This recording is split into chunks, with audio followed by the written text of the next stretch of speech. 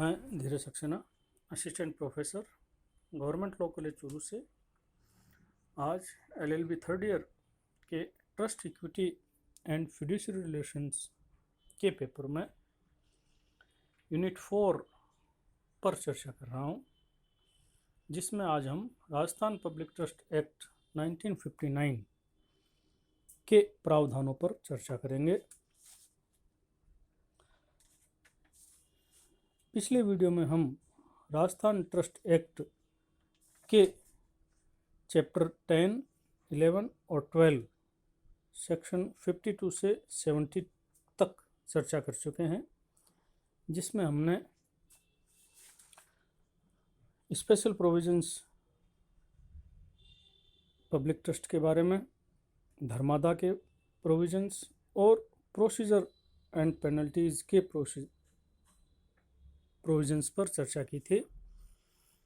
आज हम इस अधिनियम को शुरुआत से देखते हैं। यूनिट 4 में ये अधिनियम आपके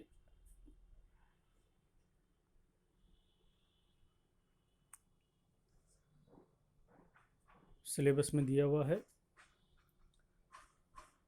जब हम अधिनियम की बात करते हैं तब आप जानते हैं कि सबसे पहले आपको उसका एक्ट कमिटमेंट जो है वो आप पढ़ते होंगे।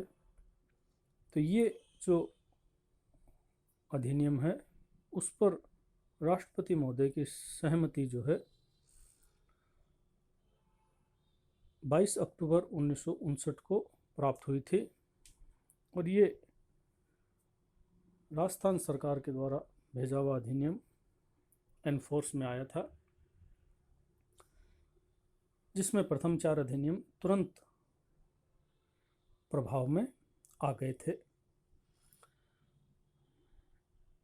इस अधिनियम में जब हम शुरुआत से बात करते हैं तो आप जानते हैं कि शॉर्ट, टाइटल, एक्सटेंट और कमिटमेंट के प्रिलिमिनरी सेक्शन के बाद धारा 2 में इसमें डेफिनेशंस दी हुई हैं, जिन पर भी आपके क्वेश्चन पूछा जा सकता है 2 नंबर के क्वेश्चन के रूप में। तो इसमें सबसे पहले असिस्टेंट कमिश्नर की परिभाषा दी हुई है, जो असिस्टेंट देवस्थान कमिश्नर के रूप में अपॉइंट किया जाता है स्टेट गवर्नमेंट के द्वारा। बोर्ड का मतलब इस अधिनियम में स्टेट एडवाइजरी बोर्ड से है, जो धारा 11 में दिया हुआ है। असिस्टेंट कमिश्नर धारा 8 में अपॉइंटेड किया हुआ है। चैरिटेबल एंडोमेंट की यदि हम बात करें तो आप जानते हैं कि नाम से ही जाहिर है कि प्रॉपर्टी जो है वो बेनिफिट ऑफ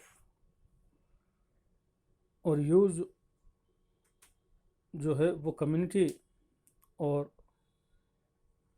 किसी सेक्शन के फ़ायदे के लिए यूज़ की जाती है, जिसमें यूटिलिटी जो है वो रेस्ट हाउस, पाठशाला, schools, colleges, house for feeding the poor and institution for the advancement of education, medical relief and public health और दूसरे ऑब्जेक्ट के रूप में हो सकते हैं।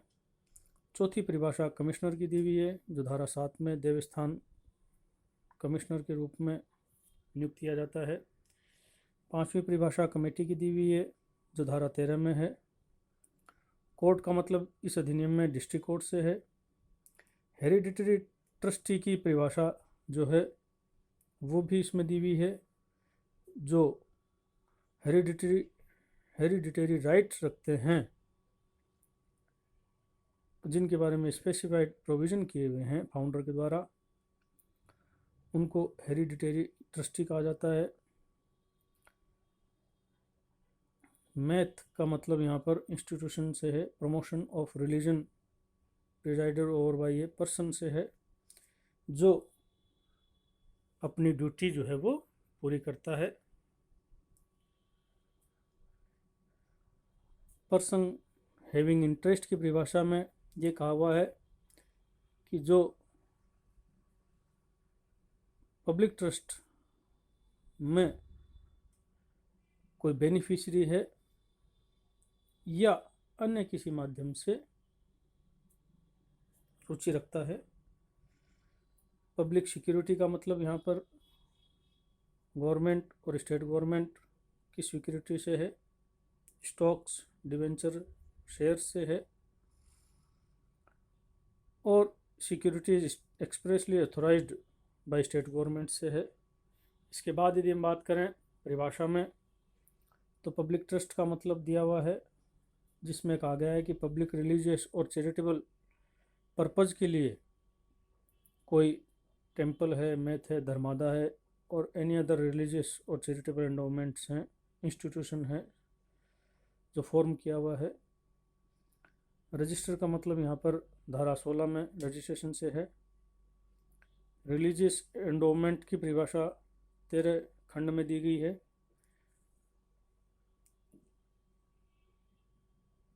रिलीजियस इंस्टीट्यूशन की परिभाषा धारा 14 में दी हुई है। स्पेसिफिक एंडोमेंट को खंड 15 में वर्णित किया गया है, जिसमें कोई भी प्रॉपर्टी या धन है जो स्पेसिफिक सर्विस या चैरिटी के लिए यूज किया जाए, उसे स्पेसिफिक एंडोमेंट कहा जाता है। टेम्पल को खंड 16 में परिभाषित किया गया है, ऐसी कोई जगह जहां वर्शिप की जाए। ट्रस्टी को खंड 17 में परिभाषित किया गया है। वर्किंग ट्रस्टी खंड 18 में परिभाषित किया गया है और खंड 19 में ये कहा गया है कि अगर कोई भी शब्द, वर्ड इस अधिनियम में डिफाइन नहीं किया गया है तो जो इंडियन ट्रस्ट एक्ट 1882 है उसके जो मीनिंग है वो यहाँ पर लागू जो है वो होंगे। इसके बाद इस यूनिट 4 में दूसरा खंड है जिसमें validity of certain public trust के बारे में प्रोविजन किए गए हैं, जो आपके अध्याय 2 में धारा 3 से लेकर 6 तक में वर्णित किए गए हैं। सिंपल सी बातें हैं कि कोई भी पब्लिक ट्रस्ट जो है वो वॉइड, शून्य नहीं हो जाएगा केवल मात्र इस कारण से कि वो अनसर्टेन है। धर्मादा, पुण्य कार्य आदि का अगर ऑब्जेक्ट है तो केवल मात्र अनसर्टेन है, इस कारण वो शून्य नहीं हो जाएगा, ये धारा 3 कहती है।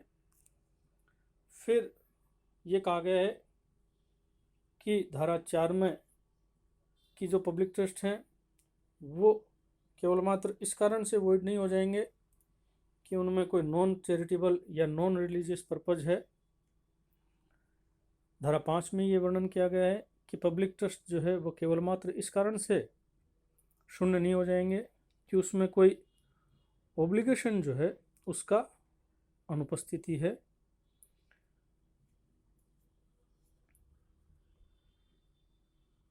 और धारा 6 में ये वर्णन किया गया है कि पब्लिक ट्रस्ट जो है वो केवल इस कारण से शून्य नहीं हो जाएंगे कि जो स्पेसिफिक ऑब्जेक्ट है या सोसाइटी जो है वो एग्जिस्ट नहीं करती या सोसाइटी जो है वो सीज हो गई है, तो केवल मात्र इन कारणों से पब्लिक ट्रस्ट को शून्य जो है वो नहीं माना जाएगा।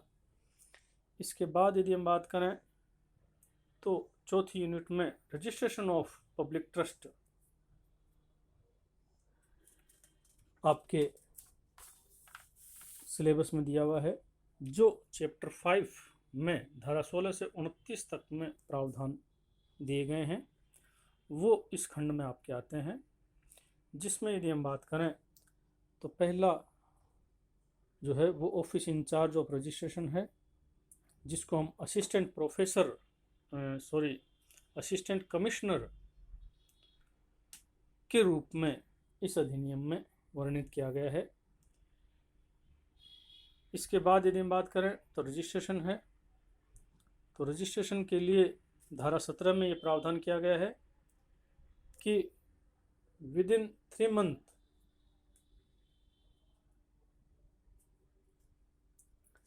3 महीने के अंदर जो है अप्लाई जो है वो करना है पब्लिक ट्रस्ट को।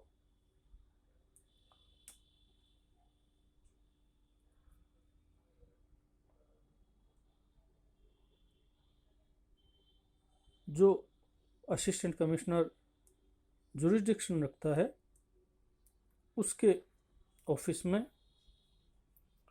और इसका जो फीस है 5 रुपये धारा 17 में वर्णित किया गया है।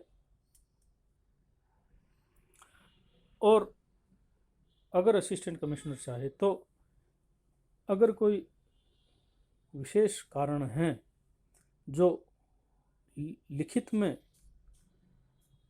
किए जाएंगे तो 3 महीने के बाद 2 वर्ष की अवधि तक असिस्टेंट कमिश्नर जो है वो एप्लीकेशन को कंसिडर जो है वो कर सकता है। इसके बाद यदि हम बात करें तो जब एप्लीकेशन आती है तब आप सब जानते हैं इंक्वायरी की जाएगी। तो जो भी प्रेस्क्राइब्ड मैनर है धारा 18 ये वर्णित करती है कि असिस्टेंट कमिश्नर जो है वो इंक्वायरी करेगा कि ट्रस्ट जो है वो एग्जिस्ट करता है, प्रॉपर्टी जो है वो है और उसकी जुरिस्डिक्शन में सिचुएट करती है, उनका नाम, एड्रेस, जो वर्किंग ट्रस्टी हैं, मैनेजर हैं,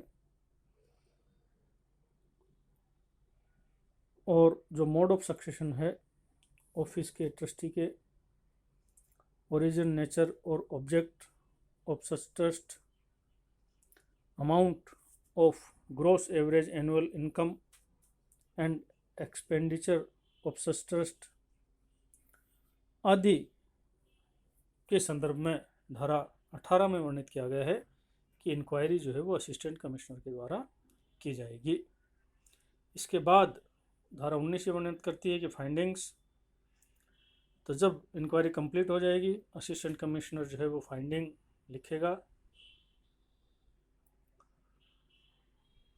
धारा 20 ये कहती है कि अपील करने का अधिकार होगा विद इन 2 मंथ्स, 2 महीने के अंदर जो भी व्यथित व्यक्ति है, ट्रस्टी है, एग्रीव्ड, वो जो है वो कमिश्नर को अपील जो है वो कर सकता है।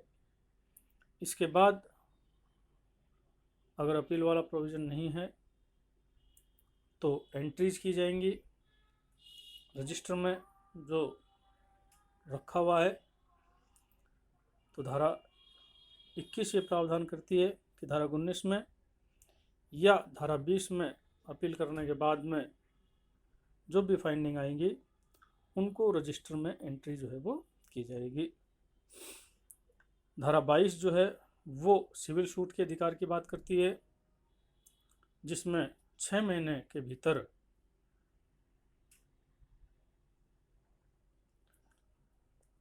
सिविल कोर्ट में अपील जो है वो की जा सकती है और न्यायालय जो है वो राज्य सरकार को नोटिस देगी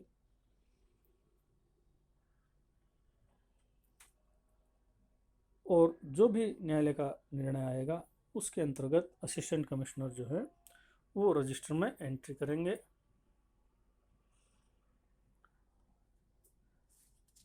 धारा 23 में चेंजेज की बात की गई है कि जो असिस्टेंट कमिश्नर है वो धारा 19, 21, 22 के अनुसार जो है वो करेक्शन जो है वो कर सकते हैं। धारा 24 में फर्दर इंक्वायरी की बात है, जो असिस्टेंट कमिश्नर जो हैं वो करेंगे। जो धारा 18 और 23 में जो अपील वाले प्रोविज़न हैं, इंक्वायरी और चेंजेज, धारा 18 में इंक्वायरी और धारा 23 में जो चेंजेज वाले जो प्रोविज़न हैं उसको अगर असिस्टेंट कमिश्नर को लगता है तो वो फर्दर इंक्वायरी जो है वो कर सकता है। इसके बाद यदि हम बात करें तो धारा 25 जो है वो ये कहती है कि इंटीमेशन अबाउट ट्रस्ट प्रॉपर्टी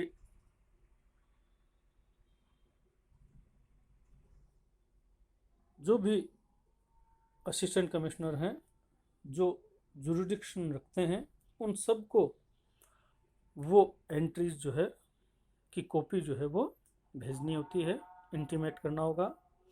इसके बाद यदि हम बात करें तो धारा 26 ये कहती है court to forward copy of decision to assistant commissioner concern.